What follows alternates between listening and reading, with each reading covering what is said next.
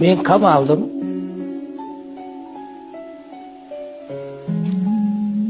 Qamalganimdan keyin mendan hech qanaqa darak yo'q uydagilarga. Va uydagilarga bironta odam kela olmaydi. Xabar ola olmaydi. Chunki kelganki odam ishog'i ketib qoladi.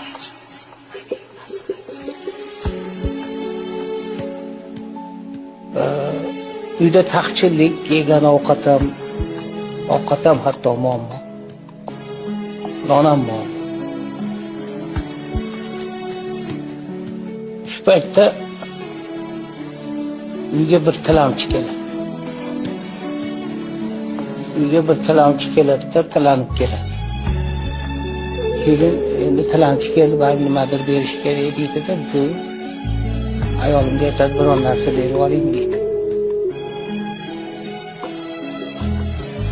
Deganda ayolim borib nonni, pulni nimadir endi olib chiqib, endi bermoqchi bo'lsa, haligi tilamchi, kelin qaraysizlar, yaxshimisizlar, yaxshi o'tiribsizlarmi, non olib qo'yinglar deb bir narsani tashlaydi.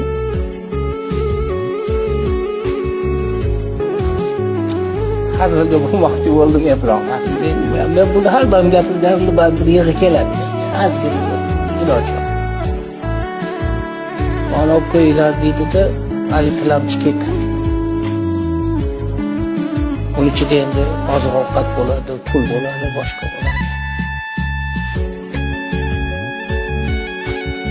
Tilamchi mashina.